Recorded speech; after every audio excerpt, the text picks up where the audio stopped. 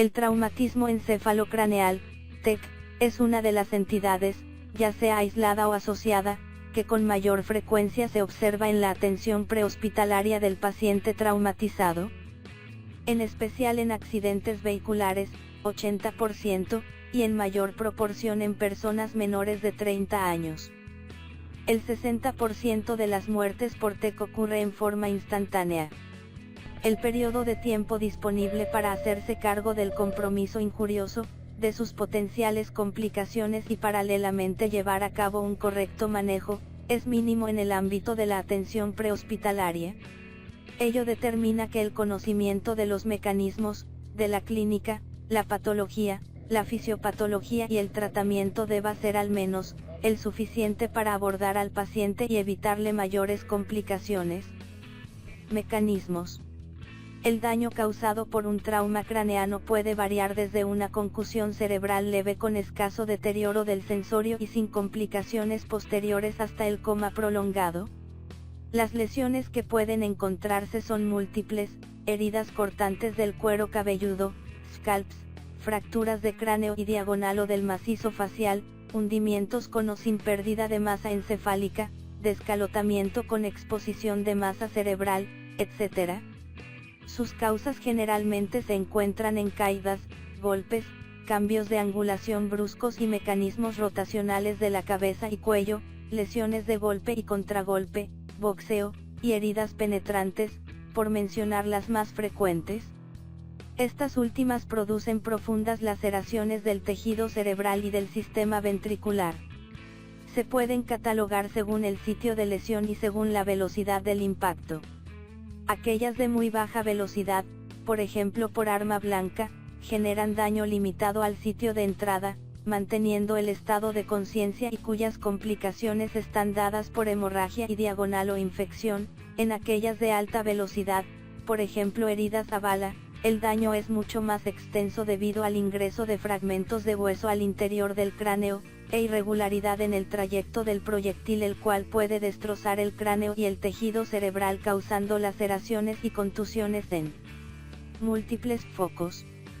Finalmente las penetrantes de muy alta velocidad, por ejemplo balas de rifle, aunque pasen limpiamente a través del cráneo dejan un extenso daño neuronal, generalmente con pérdida de conciencia inmediata y muerte, usualmente debido a edema y hemorragia incontenible. Injuria cerebral primaria. A nivel macroscópico se describen el daño cerebral difuso, el daño troncal cerebral y el daño focal polar cerebral. Tienen su evolución en los primeros 3 días posterior al daño inicial, agravando el cuadro neurológico. Microscópicamente, en la patología celular del daño primario, es posible reconocer el tipo de injuria cerebral denominada daño axanal difuso. Injuria cerebral secundaria. En la injuria secundaria se distinguen 2 categorías de mecanismos deletéreos causantes de disfunción cerebral. 1. Lesiones con efecto de masa intracraneal. Contusiones. Hematomas y diagonal o hemorragias intracraneales. Edema e hipertensión endocraneana. 2. Injuria cerebral hipóxico-isquémica. Hipoxia. Hipercapnia. Acidosis. Hipotensión. Hemorragia epidural. 10% de los casos, ocurre laceración de la arteria meningea media o de venas adyacentes. Puede sangrar lo suficiente como para producir herniación. Se asocia a menor daño tisular, en el cual un 30% de los sujetos no pierde la conciencia, otro 30% la recupera luego de inconsciencia inicial para deteriorarse posteriormente. Tienen buen pronóstico y bajas secuelas. Hemorragia subdural, 20% de los casos. Se refiere a una colección entre la superficie cerebral y la dura madre y se debe a un desgarramiento de venas en la superficie cortical, usualmente en el vértex del cráneo, y que drenan hacia el seno sagital superior y a los lóbulos temporal y frontal del cerebro. Se encuentra en el 50% de los sujetos con TEC severo y de mayor incidencia en aquellos de edad avanzada. Su mecanismo es un trauma a baja velocidad, peatón, mal pronóstico si no es tratada rápidamente. Hemorragia intraparenquimatosa, 22% de los casos. de origen unio multifocal y con evolución hasta las 48 horas posteriores al trauma. Fisiopatología. Hipoxemia. La capacidad de intercambio gaseoso pulmonar muchas veces se encuentra deteriorada posterior a un trauma cerebral grave, resultando en hipoxemia. Esto sin considerar la posibilidad de alteración en el transporte de oxígeno secundario a shock hemorrágico. Todo ello asociado con el aumento del metabolismo cerebral nos exige hiperoxigenar al paciente que sufre de un TEC. Hipercarbia y presión intracraneana. Se conoce ampliamente que la vasculatura cerebral posee una potente y rápida respuesta a variaciones en las concentraciones de dióxido de carbono arterial. En pacientes hipoventilados la vasodilatación cerebral secundaria a PAC02 altas aumenta el contenido líquido en la bóveda craneana favoreciendo el incremento en la PIC. Una herramienta utilizada comúnmente, y en ocasiones sin control, en el manejo inicial del TEC y de la hipertensión endocraneana es la hiperventilación, la que como respuesta refleja origina una vasoconstricción vascular cerebral, la cual puede tener resultados nocivos si es utilizada en forma desproporcionada y sin control del CO2 expirado, ECO2. En muchas ocasiones la pérdida de la autorregulación vascular cerebral determina que la perfusión cerebral dependa de la presión arterial media, por lo que variaciones importantes de ella, en alza o caída, afectan al flujo sanguíneo ensombreciendo el cuadro neurológico. Clínica. La valoración clínica comienza por la evaluación general del suceso traumático, la aerodinamia y la hemodinamia. La posibilidad de hipotensión, hipoxemia e hipoventilación va a comprometer el estado consciente del sujeto injuriado. Esencialmente el examen específico neurológico debe considerar la evaluación del estado sensorial a través de la escala de Glasgow, el tamaño y reacción pupilar y la respuesta motora. Escala de coma de Glasgow. Permite graduar el deterioro de la conciencia tanto en situaciones de trauma como de no trauma. Es simple, fácil de aplicar y provee una indicación del estado neurológico, del éxito terapéutico y del pronóstico del paciente. El rango de puntaje entre 15 y 3 puntos, el cual evalúa la apertura ocular, la respuesta motora y la respuesta verbal. A mayor puntaje mayor nivel de conciencia. En prehospitalario es factible aplicar una derivación abreviada de la GCS bajo las siglas AVDI, alerta, voz, dolor, no responde. Situaciones especiales pueden determinar que la aplicación de la escala se modifique. Por ejemplo, sujetos con edema palpebral que altere la apertura ocular o con vía aérea artificial que impida la comunicación verbal, existiendo la no verbal. Por otro lado, la aplicación de la escala de Glasgow en el paciente pediátrico muchas veces se hace dificultosa dada la existencia de estados preverbals propios del desarrollo de lactantes y preescolares. Además, en situaciones de trauma los niños son poco cooperadores, para lo cual se elaboró una escala de coma pediátrica no verbal para este grupo. Tamaño y reacción pupilar. El reflejo fotomotor a través de la contracción o dilatación del iris depende del grado de luminosidad existente y su función es comandada por grupos musculares inervados por diferentes ramas nerviosas craneanas. Contracción pupilar. Inervación parasimpática proveniente de fibras del motor ocular común, 3 par craneal. Dilatación pupilar. Inervación simpática de fibras hipotalámicas descendentes que sinaptan a nivel del ganglio estrellado en la columna cervical.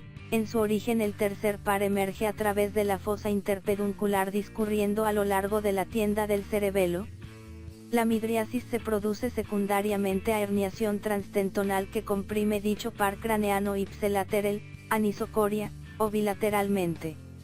La miosis puede sugerir herniación rostrocaudal o intoxicación por drogas opiáceas. Respuesta motora. La respuesta motora puede ser adecuada tras un estímulo verbal, táctil, doloroso o espontánea. Movimientos con o sin propósito. La rigidez de decorticación se observa posterior a una lesión subcortical cortical. El paciente adopta postura con flexión de brazos, muñeca y dedos, con aducción de extremidades superiores y extensión y rotación interna de las inferiores. La rigidez de descerebración se asocia a daño troncal mesencefálica, hiperextensión de extremidades superiores con aducción y pronación, además de hiperextensión de extremidades inferiores y rigidez plantar. Pueden presentarse en el TEC respuestas incompletas o solo una tendencia a un patrón en particular. Si correlacionamos el nivel de la lesión con el cuadro neurológico, se menciona que la lesión de estructuras troncales puede ser la responsable de muchos estados de coma prolongado y de rigideces de descerebración, aunque esto ha sido puesto en duda en el último tiempo. Complicaciones inmediatas en el TEC. 1. Cardiovasculares, tales como shock circulatorio, PCR, fracturas, etc., que requieran de un manejo agresivo inmediato. Está de más decir que un paciente con TEC grave e hipotenso tiene un pésimo pronóstico. Corregir el shock, la hipoxia y manejar el TEC son prioritarios. Se describe en la literatura la existencia de un estado hiperadrenérgico asociado a las lesiones craneanas severas.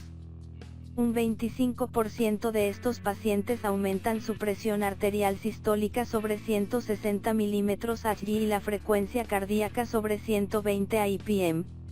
El 50% de los pacientes con TEC grave, sobre los 50 años, manifiestan infarto agudo al miocardio post-injuria. 2.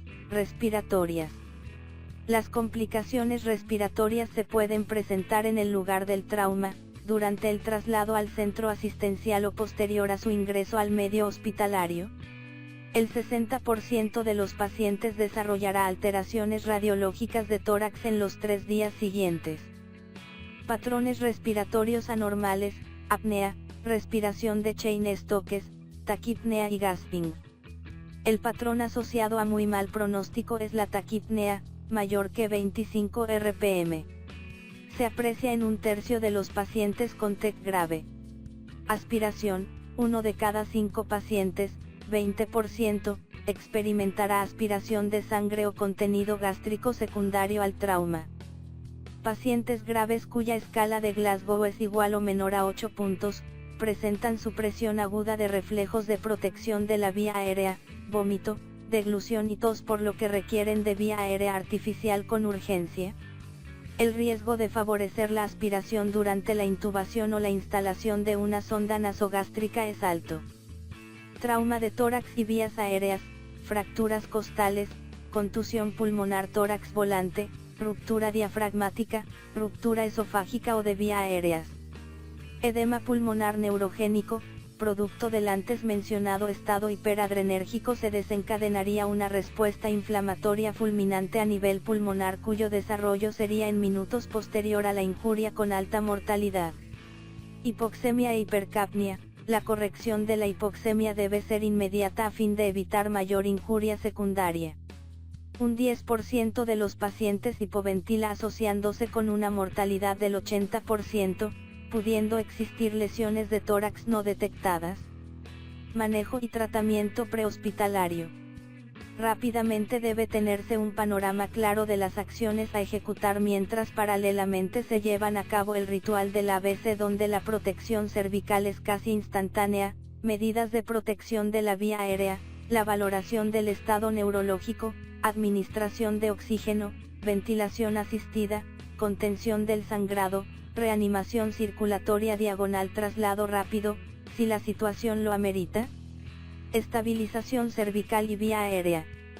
La administración de oxígeno en alta concentración a través de mascarilla de no reinhalación. Pacientes con excitación psicomotora se benefician con la sola administración de oxígeno. Medidas para la prevención de aspiración. Vía aérea artificial orotraqueal, en sujetos con trauma severo y diagonal o GCS menor que 8 puntos o cánula oral, de Mayo. Ventilación asistida y control de la ventilación, ETCO2. Vía, S, venosa, S, y reanimación circulatoria, si procede. Monitorización cardíaca y oxímetro de pulso. Uso de agentes analgésicos, o opioides, sedantes, relajantes. Pacientes con injuria de cráneo o del macizo facial severa requieren sedación como medida de protección a fin de minimizar la injuria secundaria. Si las condiciones lo permiten, la elevación de la cabeza en 30 grados beneficia el retorno venoso cerebral.